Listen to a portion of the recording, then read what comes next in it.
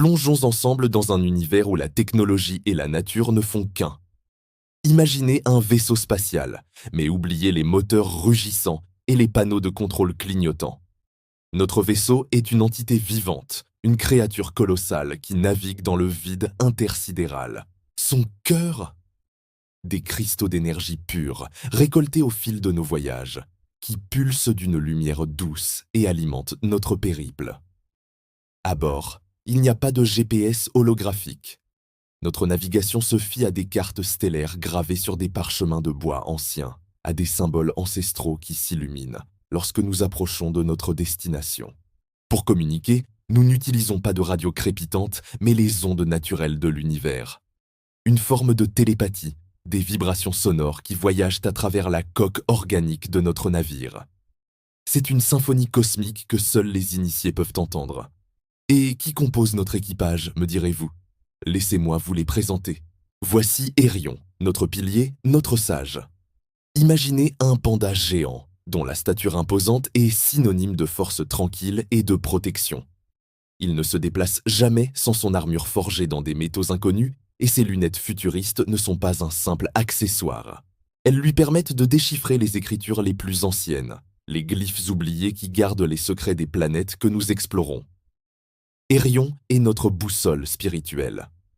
Grâce à sa connexion profonde avec la nature, il peut sentir les énergies cachées, les flux de vie qui parcourent une planète, bien avant que nous n'y posions le pied. Son bâton totem, sculpté dans le bois d'un arbre millénaire, n'est pas une simple canne. C'est une extension de sa volonté. Observez, à l'approche d'une source d'énergie puissante, d'un trésor ou d'un danger latent, les gravures sur le bâton se mettent à luire d'une lumière éthérée, guidant nos pas. Quand la situation l'exige, la force brute d'Erion, combinée à son instinct protecteur quasi paternel, fait de lui un rempart infranchissable pour l'équipage. À ses côtés se déplace une ombre, une silhouette d'une grâce mortelle. C'est Zafira, une panthère noire, dont la fourrure absorbe la lumière des étoiles. Elle est notre guide, nos yeux et nos oreilles au sol.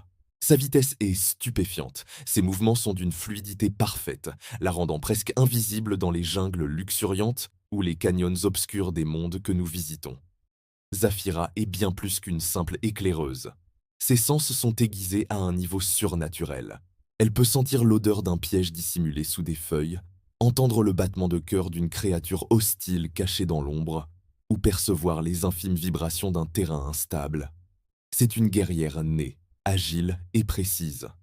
Tandis qu'Erion représente la force solide, Zafira incarne la vitesse et l'adaptabilité. Elle est la première à affronter le danger. Et souvent, la dernière chose que nos ennemis voient. Pendant qu'Erion et Zafira explorent les terres inconnues, un membre crucial de notre trio reste à bord, au cœur de notre navire vivant. C'est Kael, un loup gris dont l'intelligence vive et l'esprit analytique sont nos plus grands atouts stratégiques. Sa place est dans la grotte observatoire, une cavité au sommet du navire où les parois cristallines agissent comme des lentilles, projetant des images distordues mais informatives des cieux et des planètes environnantes. Ne vous attendez pas à voir Kael entouré d'écrans et de claviers. Son informatique est organique et ancestrale.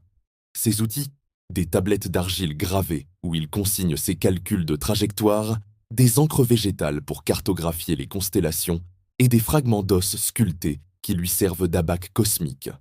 Il interprète les chants du vaisseau, analyse les données recueillies par Zafira et Erion et planifie notre prochaine destination. C'est le cerveau de l'opération, celui qui tisse les fils de nos découvertes en une trame cohérente.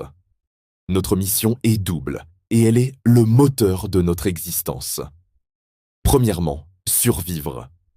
Notre navire a besoin d'énergie, et cette énergie se trouve sous la forme de cristaux rares disséminés à travers la galaxie. Chaque nouvelle planète est une promesse de subsistance, une chance de continuer notre voyage. Mais notre quête est bien plus profonde que la simple survie. Nous sommes des explorateurs, des pionniers. Nous cherchons à découvrir d'autres formes de vie, d'autres civilisations d'êtres hybrides comme nous. Qui sont-ils? Comment ont-ils évolué? Partagent-ils notre symbiose avec la nature ou ont-ils suivi une autre voie? Chaque monde est un nouveau chapitre d'une histoire universelle que nous cherchons à reconstituer. Mais l'univers n'est pas toujours accueillant. Dans notre sillage, nous croisons parfois des pirates. Eux aussi sont des êtres hybrides, mais ils ont choisi la voie de la prédation. Leurs vaisseaux, souvent des créatures déformées et agressives, chassent les plus faibles pour leur voler leurs ressources. Ces rencontres sont inévitables et toujours périlleuses. C'est là que la force d'Erion, l'agilité de Zafira et l'intelligence de Kael sont mises à l'épreuve. Ce ne sont pas de simples batailles, ce sont des chocs de philosophie entre ceux qui cherchent à vivre en harmonie avec l'univers et ceux qui cherchent à le dominer. Notre belle histoire est celle d'un voyage sans fin, une odyssée à travers un cosmos vivant et mystérieux. C'est l'histoire d'une famille improbable, unie par un but commun, naviguant à bord d'un miracle de la nature, en quête de lumière, de savoir et de la prochaine merveille à découvrir juste au-delà de l'horizon stellaire. Si cette aventure vous captive et que vous souhaitez explorer ces mondes fantastiques à nos côtés, n'hésitez pas à nous rejoindre. Chaque nouvelle découverte, chaque défi surmonté, nous le partagerons avec vous. Merci de m'avoir écouté et n'oubliez pas de vous abonner pour ne rien manquer de nos prochaines expéditions. À très bientôt, voyageurs des étoiles.